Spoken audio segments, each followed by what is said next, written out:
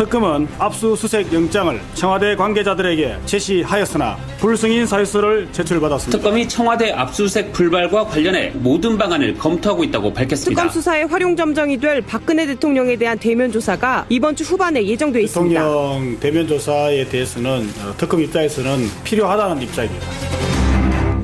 예, 앞서 전해드린 대로 이번 한 주 박 대통령 탄핵 심판에 중대한 고비가 될 듯합니다.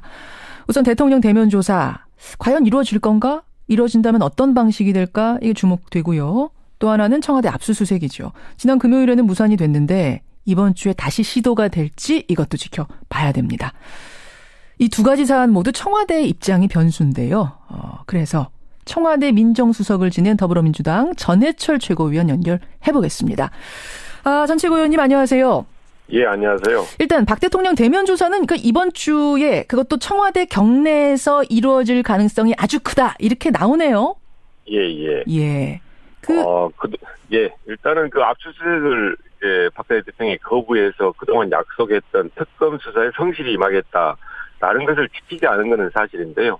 그럼에도 불구하고 그 인터넷 매체 등과 이야기도 했었죠. 예. 이 조사에는 응하겠다라고 이야기를 했기 때문에 대면 조사에는 응할 거라고 생각하고요. 예. 또 하나는 이제 특검 기한 연장이 있습니다. 그렇죠. 30일 정도 기한 연장을 해야 되는데 그 기한 연장을 빌미를 제공하지 않기 위해서라도 대면 조사에는 응하지 않을까라고 생각합니다. 특검 기한 연장의 빌미를 제공하지 않기 위해서라도 그런 의미에서라도 이번 주에 이루어질 거다 이런 관점. 그렇습니다. 예. 저희들로서는 기한 연장은 당연히 돼야 되고 또 기한 연장이 이루어지지 않으면 국회에서 법안이라도 통과해서 기한 연장을 해야 된다라고 이제 그렇게 주장도 하고 실제로 그렇게 하려 하는데 그런 걸 부분을 피하기 위해서라도 대면조사를 응하지 않을까 생각합니다. 근데 이번 주에 대면조사가 이루어지더라도요. 대통령의 의혹을 인정할 가능성은 극히 적지 않습니까? 그렇습니다. 그동안 그렇죠? 이야기해왔을 때 혐의를 사실상 전면 부정했었거든요. 국민 담화라든지 또 인터넷 언론사 대담, 또 청와대 출입 신년 인사회에서 모든 걸 사실이 아니다라고 이야기를 했는데 그 사실이 아니라는 이야기가 주위의 참모들, 그러니까 박근혜 대통령을 모셨던 참모들이라든지 관련 증거에 의해서 명백한 사실조차도 부정했던 거여서 그래요. 사실은 대면 조사에서 이제 많이 부인할 거다 생각을 합니다만은 그럼에도 불구하고 상당히 근거 있는 질문을 하고 타당하지 않은 부인을 했을 때는 그런 박근혜 대통령에게 불리하게 작용을 할 수 있기 때문에 대면 조사는 의미가 있다고 생각합니다. 사실은 그렇기 때문에 그러니까 부인할 가능성이 워낙 크기 때문에 특검에서는 청와대 압수수색을 먼저 하고 거기서 뭔가 증거를 확보해서 대면 조사로 간다. 이게 계획이었던 거잖아요. 그렇습니다. 근데 지금 분위기로 봐서는 대면 조사 전에 압수수색 이루어지기는 좀 힘들어 보이죠. 그렇습니다. 하지만 이제 말씀하신 바와 같이 압수수색의 실효성은 있는 거거든요. 특히 이제 많은 자료를 오프라인으로 나와 있는 페이퍼 등 이런 자료는 폐기할 수 있겠지만 메인 서버라든지 또 PC의 하드디스크 이런 것들은 다 폐기하기는 어렵습니다. 왜냐하면 실제로 그것을 폐기하고 은닉한다는 것은 여러 사람의 공모가 필요할 뿐만이 아니고 대통령 기록물법이나 나아가서 증거인멸죄에 또 다른 그 형사적인 문제가 생기기 때문에 그런 것들을 다 못 이렇게 은폐, 은닉, 폐기를 못한다 그러면 압수수색이라는 게 의미가 있는데 그런 압수수색까지 정당한 법 집행을 완벽하게 그러니까 이제 보통의 경우에 압수수색을 이렇게 하지 않겠다 하면 이제 검찰이나 특검하고 협의를 하거든요. 옛날에 저도 그 제주에 그런 경험이 있었는데 그런 것도 없이 그냥 일방적으로 이와 같이 압수수색에 응하지 않는 법을 무시하는 거죠. 이런 이제 행태를 봤을 때는 상당히 우려스럽습니다만은 그 압수수색에 대해서는 계속적으로 해야 되지 않을까 생각합니다. 지금 경험이 있다 그러셨어요. 예. 그거 어떤 경험이죠? 제가 그 참여정부에 근무할 때요. 그러니까 그 유전개발 의혹 사건 관련해 가지고 이런 특검이 있었습니다. 유전개발.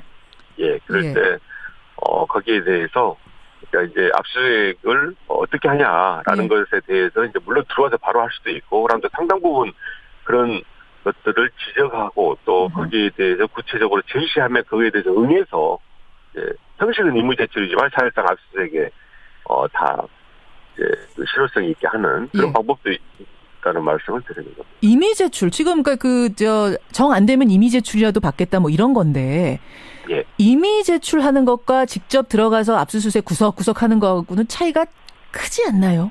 예, 당연히 많이 있습니다. 그렇죠. 그러니까 말씀드린 대로 이제 메인 서버를 밖에서 이렇게 들어가서 접근하기는 굉장히 어렵거든요. 그런 면에서 이제 당연히 이제 지금 특검이 이야기하는 압수수색 대상이 되는 것들을 직접 해야 되는 것이 편안한 거죠.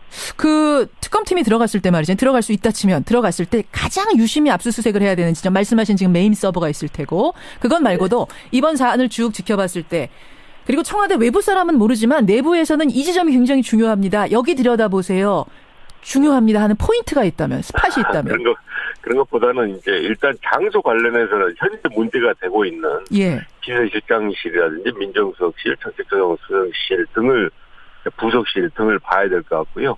그리고 이제 그 구체적인 자료나 또 그 구체적으로 해야 될 곳은 그것은 말씀드린 바와 같이 오프라인 서류야 뭐 상당부 치우거나 또 없애거나 했을 가능성도 많은데 예. 말고 온라인상에 있는 것들은 예.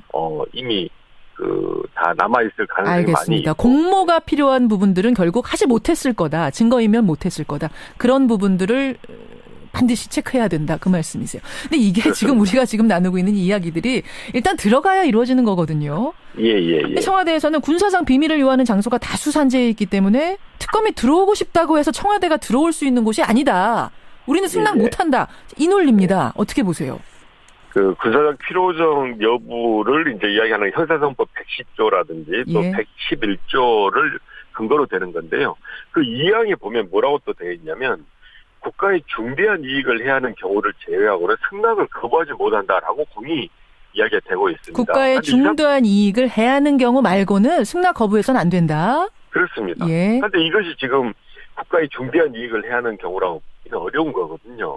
더군다나 이 사건은 대통령이 공무를 하다가 이렇게 됐던 것이 아니고 네. 그 공무의 적법 여부를 따지는 것이 아니고 뇌물죄 등 개인 비리에 의해서 파생됐던 또 문제가 됐던 사건인데 이것을 국가의 중대한 이익을 해야 한다라고 이야기하는 것은 저는 아무런 근거가 없기 때문에 당연히 압수수색을 응해야 되고 다만 이제 압수수색을 끝까지 이와 같이 근거 없는 주장을 하면서 하지 않는 것에 대해서는 특검으로서도 별다른 방법이 없기 때문에 이것에 대해서는 정말 국민적인 여론이 지탄하고 지적하고 비판하고 알겠습니다. 비난해야 가능하지 않습니까? 근데 결국 이 청와대 문을 여는 최종 결정자, 지휘권이 누구에게 있는가가 중요한 거 아니겠습니까? 청와대에서는 비서실장이나 경호실장이라고 얘기를 하는데 맞습니까? 이게 누구예요? 일단 소속 공무점이 감독 관공서가 이렇게 승낙의 주체라고 되어 있기 때문에 관공서, 이 등은 비서실장, 경호실장이 이 부분에 대해서 답변을 할 그 책임자다라고 볼 수가 있습니다만은 당연하고 또 대통령 비서실 직제 규정을 보면 이 대통령이 다 일을 하는 거고 비서실장은 대통령의 직무를 보좌하고 명을 받아서 사무를 처리하게 되어 있습니다.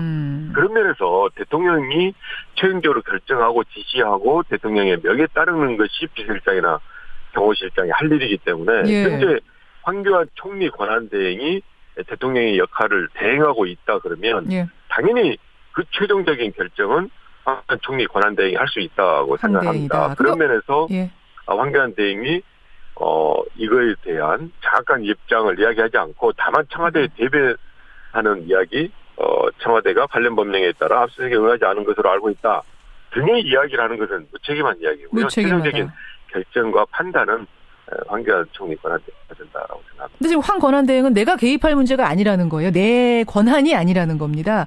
그리고 방금 말씀드린 대로 그 최종적인 대통령이 하게 되어 있고 이게 비서실 직제 규정 같은 것을 봤을 때 분명한 거거든요. 지금 그러니까 대통령이 하는 모든 권한을 다 저 총리가 가지고 하면서 왜 유독 여기에 관해서만 자기 권한이 아니라고 하는 건가? 이 부분도 좀 의아스럽긴 해요. 청취자 문자도 지금 들어옵니다만. 그래서 제가 근거가 없는 이야기고 규정에 따르더라도 이것은 맞지 않다 그런 주장을 말씀드리는 근데 왜 이 문제에 대해서 황 권한대행은 개입 안 하려고 하는 걸까요? 지금 이제 황 총리 권한대행께서 지금 그 여러 가지 입장을 보이고 있는 걸 보면 사실은 이제 촛불광장이나 촛불민주주의나 국민적인 여망과 열망 따라서 하기보다는요. 지난 박근혜 대통령이 했던 것을 좀 답습하는 따라가는 그런 정책을 하고 있습니다. 그런 면에서 지금 탄핵이라든지 특검에 대해서도 황교안 총리 권한대행이 좀 개혁적이라든지 또 국민적 요구에 따라가는 것을 못하는 것과 저는 일맥상통하게 박근혜 대통령 입장에서 지나치게 그런 지금 대응을 하고 있지 않나라고 생각합니다. 혹시 황대행이 보수 여론층을 좀 생각해서 감안해서 이런 결정을 하는 건 아닌가라는 생각도 들긴 합니다. 왜냐하면 지지율이 계속 올라가면서 무슨 대통령이 나가느니 마느니 얘기도 나와서 말이죠. 예. 제가 말씀드린 그걸 답습하는 이유가 또한 다 어떻게 보면 그런 쪽의 입장에 서서 하는 건 아닌가라는 생각입니다.